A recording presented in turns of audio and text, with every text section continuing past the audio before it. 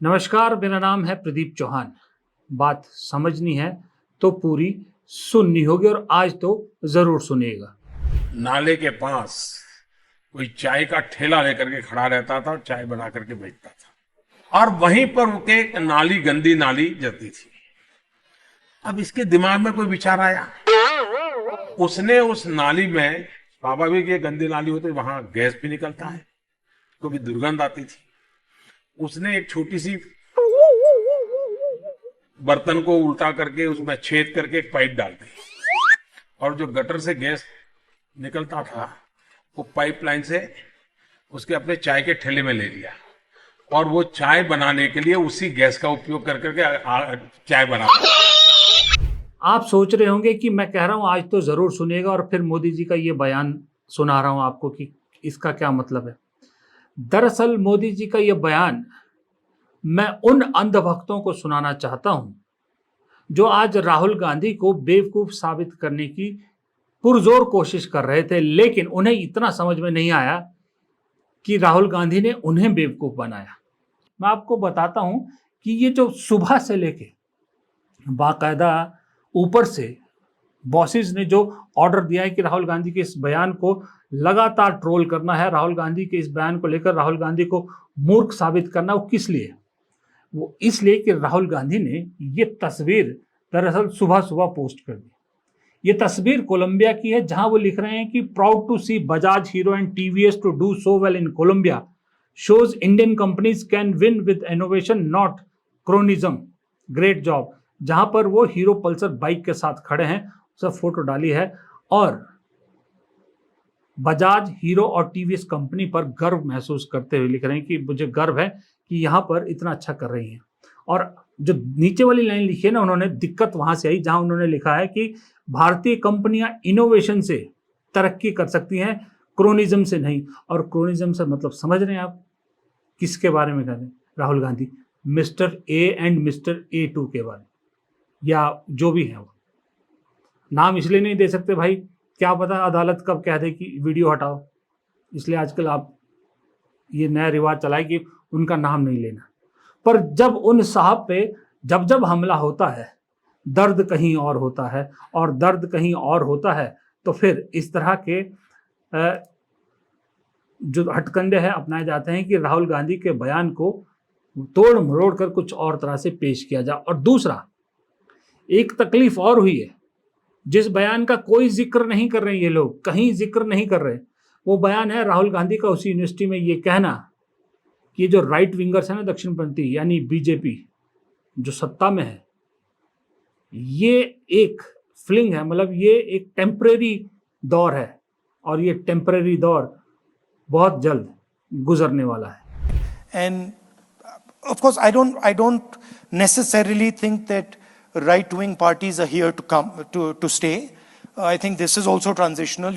You'll have changes from right-wing to left-wing, and we can see that. I think here you have a left of center party, if I'm not mistaken. So it's different countries, different sort of political formations. But the central thing where I would agree with you is that we are entering an unpleasant time, and so if you're prepared for that unpleasant time, if you're prepared for the disruptions that are coming, you are likely to find opportunities. The other thing that I would say is that, and this I've seen in my politics also, that what used to work 10 years ago does not work anymore, right? Even in politics, the way we used to connect to people does not work. You have to connect to people completely differently. For nation states, you have to imagine completely differently. You have to imagine a new future. You have to think of. यानी कि तकलीफ ये हो रही है कि Rahul Gandhi Colombia में कैसे कह सकते हैं कि बीजेपी जल्द ही, ये जो हिंदूवादी या जो राइट विंगर्स हैं, दक्षिणपंथी है, ये जल्द ही बाहर होने वाले हैं देश से। तकलीफ यहां से हो रही है और राहुल गांधी को अब रिडिक्यूल करने की कोशिश की जा रही है। लेकिन इन लोगों को मुझे नहीं समझ में आ रहा, अब भी क्यों समझ में ये नहीं आ रहा कि भाई जिस सोशल मीडिया के सहारे और जिस मीडिया के सहारे तुम राहुल गांधी को जितना बदनाम करने की कोशिश करोगे, राहुल गांधी उतने ही बड़े होते जा रहे हैं। राहुल गांधी को जितना ये लोग रिडिक्यूल करने की कोशिश करते जाते हैं, राहुल गांधी उतने ही बड़े होते जा रहे हैं। और ये इनकी खुद की गलती है। जब ये राहुल गांधी को पप्पू साबित कर रहे थे, उसके बाद जिस तरह से ओवर कॉन्फिडेंस में ये कहते थे ना कि हम राहुल गांधी की बातों को सीरियसली नहीं लेना चाहिए, राहुल गांधी तो हमारे स्टार प्रचारक हैं, लेकिन उठने से लेकर सोने तक राहुल गांधी के बगैर रह भी नहीं सकते। जब तक उनके बारे में जिक्र ना करो, तब तक इनकी ना नौकरी चलती है ना धंधा चलता है। राहुल गांधी के एक बयान के पीछे आदतन एक छोटा सा बयान पकड़ के उसका अर्थ का अनर्थ निकालने के चक्कर में ये अंधभक्त, ये ट्रोल गैंग खुद को ये साबित कर गई कि जैसे अनपढ़ों की फौज में, जाहिलों की फौज में आप अकलमंदी की बात एक्सेप्ट करना मूर्खता होती है, वैसे ही इन अंधभक्तों से किसी बात का पॉजिटिव मतलब निकालना, वो भी राहुल गांधी की बात का पॉजिटिव निकालना नामुमकिन है। इन्हें लग रहा था कि आज सारा दिन ये सब करके राहुल गांधी के एक बयान दिखा के राहुल गांधी को मूर्ख साबित करेंगे, लेकिन समझदार लोग जानते हैं कि मूर्ख कौन साबित हुआ। चलिए, मैं ज्यादा लंबी बात नहीं करता, पहले मैं राहुल गांधी को बयान सुना देता हूं जिसको लेके ये लोग राहुल गांधी को मूर्ख बता रहे हैं। सुनिए। Why does a motorcycle weigh 100 kilos and a car weigh 3,000? Car carries, to carry one passenger, you need 3,000 kilos of metal in a car, if one passenger is driving a car. And a motorcycle has 100 kilos, carries two passengers. So why is a motorcycle able to carry two passengers with 150 kilos of metal and a car needs 3,000? This question is at the center of, and the answer is, it's the engine. Because it's the engine that kills you on impact, right? And the motorcycle is light because the engine disappears from you when you have an accident, right? Every time the engines in motorcycles are heavier and heavier. If you see, the power in motorcycles nowadays are becoming heavier, are higher than older motorcycles. But in a motorcycle, when you have an impact, the engine is separated from you. So the engine doesn't hurt you. Whereas in a car, when you have an impact, the engine comes into the car. So the entire car is designed to stop the engine from killing you. The electric motor breaks that centralized energy system. The electric motor allows you to put a motor there, put a motor there, put a motor there, put a motor there. So the electric motor is a decentralization of power. And that's really its effectiveness. अब ये राहुल गांधी की इस बात को लेकर आज troll gang, IT cell, BJP नेता सब राहुल गांधी को मंदबुद्धि या इस तरह के साबित करने की कोशिश कर रहे थे, क्योंकि उनके बात समझ में नहीं आई। उनको लग रहा था राहुल गांधी जो है वो बेवकूफ़ों वाली बात करें कि 100 किलो की बाइक, 3000 किलो की गाड़ी, बाइक पे 2 आदमी, गाड़ी में 1 आदमी, कभी इधर कभी उधर। अरे भाई, अकल के दुश्मनों, जब अकल बट रही थी तब भी क्या मोदी जी की भक्ति में लगे हुए थे? काश तब तो आप में से कुछ लोग अकल बंटने वाली लाइन में लगे होते तो आज ये हाल ना होता। ये राहुल गांधी की भाषा पे जो पकड़ है या जो बोलने का अंदाज है, उसकी कमी हो सकती है, लेकिन समझने वाले को ये बयान कितना दमदार है ये समझ में आता है। मैं आपको बताता हूं राहुल गांधी क्या कहना चाह रहे हैं। राहुल गांधी सवाल जब पूछते हैं कि भाई बाइक 100 किलो की क्यों होती है और गाड़ी 3000 किलो की क्यों होती है, जबकि गाड़ी में कई बार क्या ज्यादातर एक आदमी ड्राइव कर रहा होता है और बाइक पर ज्यादातर आपको 2 आदमी दिखते हैं। ये सवाल उन्होंने पूछा था और उसके जवाब में भी उन्होंने बताया कि दरअसल ये सारा खेल इंजन का है। दरअसल राहुल गांधी समझा रहे थे कि जो 100 किलो की बाइक होती है, जब आमने सामने बाइक की टक्कर होती है किसी भी गाड़ी से, तो तब क्या होता है, तब जो बाइक का इंजन क्योंकि खुले में होता है, तो जब बाइक आमने सामने टकराती है तो इंजन खुल के साइड में गिर जाता है, जिससे उस बाइक पे बैठे सवारियों को इंजन की वजह से कोई ज्यादा नुकसान नहीं होता। जबकि गाड़ी अगर आमने सामने टक्कर होती है तो गाड़ी का जो इंजन आगे होता है वो उस टक्कर में अंदर आने का डर रहता है, जिससे जो गाड़ी चला रहा होता है उस आदमी को नुकसान पहुंचने का डर रहता है। इसलिए दोनों के वजन में फर्क होता है। 100 किलो की बाइक से इसलिए वजन कम रखा जाता है बाइक का, ताकि वो इंजन छटक के परे चला जाए। इंजन के लिए बहुत बड़ा तामझाम करने की जरूरत नहीं होती, जबकि गाड़ी को 3000 किलो की इसलिए बनाना पड़ता है कि उसमें मजबूती देनी पड़ती है, ताकि आमने सामने की टक्कर में वो इंजन गाड़ी के अंदर ना आ जाए और गाड़ी चलाने वाले को ना कुचल दे। ये राहुल गांधी समझा रहे थे, लेकिन ये समझ में आया उनके जो पढ़े लिखे थे, ये समझ में आया उन स्टूडेंट्स के जो उनको राहुल गांधी समझा रहे थे। लेकिन इस देश के गोबर पर जिंदा रहने वाले अंधभक्तों को ये बात समझ में नहीं आई, क्योंकि उन्हें तो ऊपर से एक लिखित मैसेज व्हाट्सएप में आता है सुबह कि आज इस लाइन को लेकर राहुल गांधी को इस चीज पर ट्रोल करना है, और वो कर रहे हैं। अब ट्रोल करने का लेवल देखिए, राहुल गांधी के फोबिया का असर देखिए कि राहुल गांधी से कितने ग्रसित है, राहुल गांधी के बगैर कैसे छटपटाते हैं, और राहुल गांधी सुबह से शाम तक किस कदर उस बीमारी का शिकार हो चुके हैं, उसका आपको लेवल दिखाता हूं। ये एक सो कॉल्ड पत्रकार हैं जो कभी मेरे जूनियर हुआ करते थे। पत्रकार तो है नहीं है, खैर जो भी है आप सुनिए। हर्षवर्धन त्रिपाठी बहुत से चैनलों पे जाते हैं। क्या लिखते हैं राहुल गांधी के उस बयान जो मैंने आपको सुनाया कि क्या कहना चाहते हो भाई राहुल गांधी, कि मुझे बहुत चिंता हो रही है। राहुल जी के ऊपर इतना दबाव है कि कुछ भी बोल रहे हैं। पुश के बाद अब ये नया शाहकार पेश है, put motor there put motor here. मैं गंभीरता से कह रहा हूं कि राहुल गांधी ये सब नहीं झेल पा रहे हैं। उन्हें आराम की राजनीति के जंजाल से बाहर निकलने की सख्त आवश्यकता है। ये मैंने बताया ना आपको कि क्यों लिख रहे हैं। समझ में नहीं आया ना, समझ में आया होता तो ये ऐसी चीज सोचते भी नहीं है। और मुझे लगता है हर्षवर्धन जी, आराम की जरूरत आपको है। आपसे अब वो गोदी का प्रेशर नहीं झेला जा रहा जिसके पैसे आपको मिलते हैं।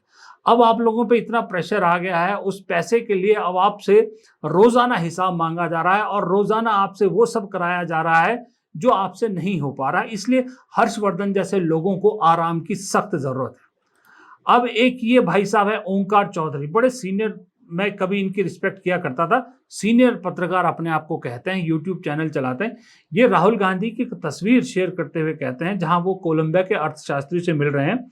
उस पर कमेंट देखिए क्या कहते हैं, टी शर्ट पहनकर क्यों नहीं गए, यहाँ तो संसद में भी टी शर्ट पहनते हैं, वहां अर्थशास्त्री से भी मिल रहे हैं तो खांटी नेताओं वाले कुर्ते पजामे और काली जैकेट में पहुंचे हैं।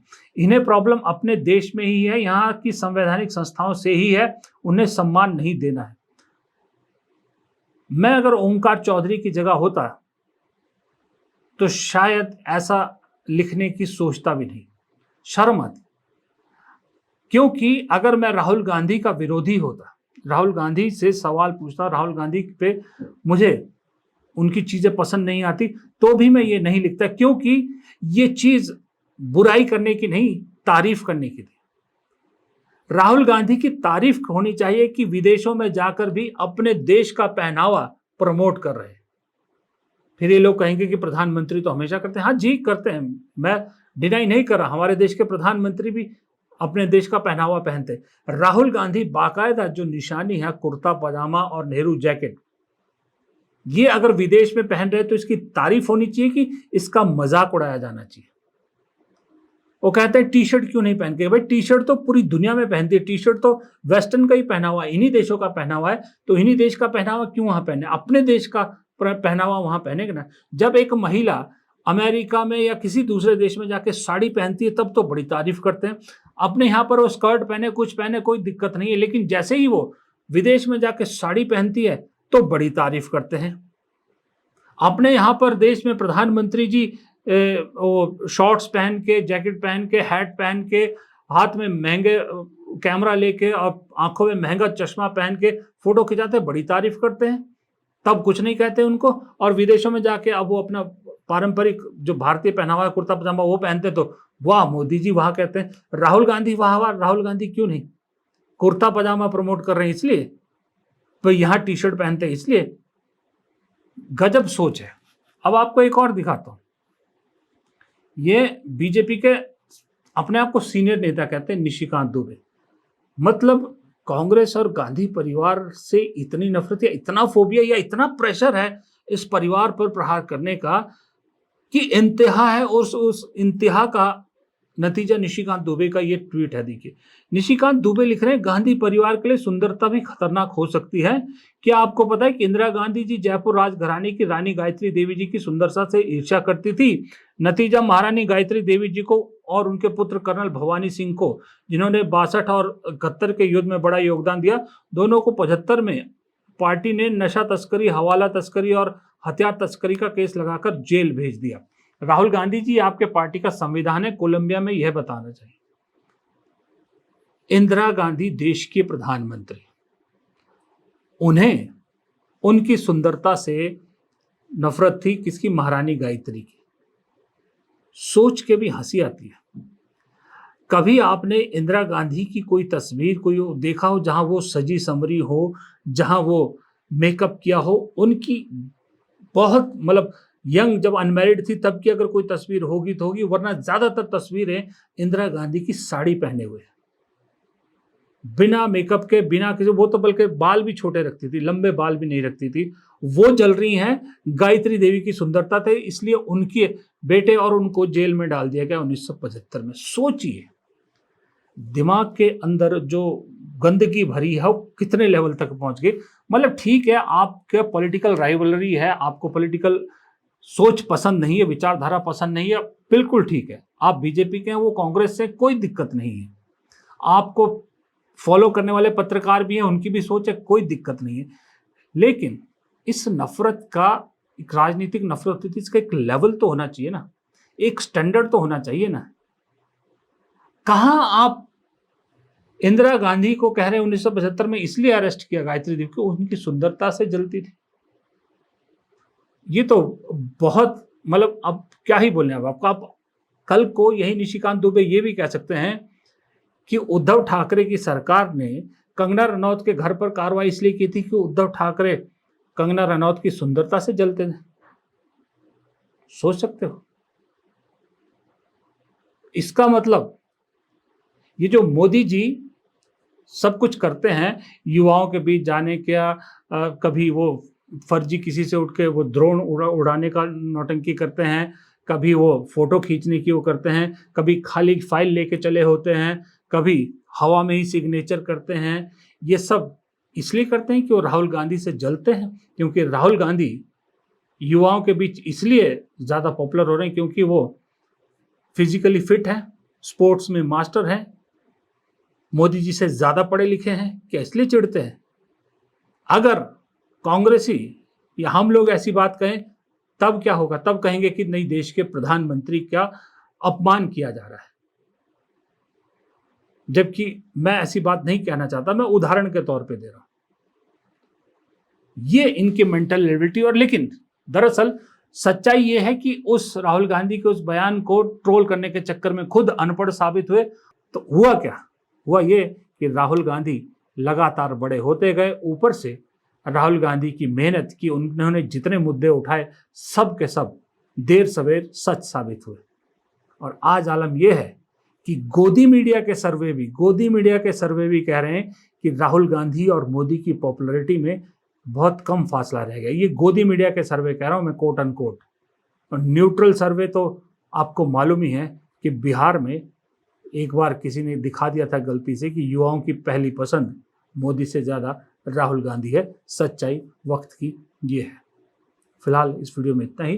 वीडियो पसंद आए तो लाइक कीजिएगा, शेयर कीजिएगा और कमेंट बॉक्स में राय देना मत भूलिएगा। चैनल को सब्सक्राइब नहीं किया है तो प्लीज़ चैनल को सब्सक्राइब ज़रूर कीजिएगा। नमस्कार।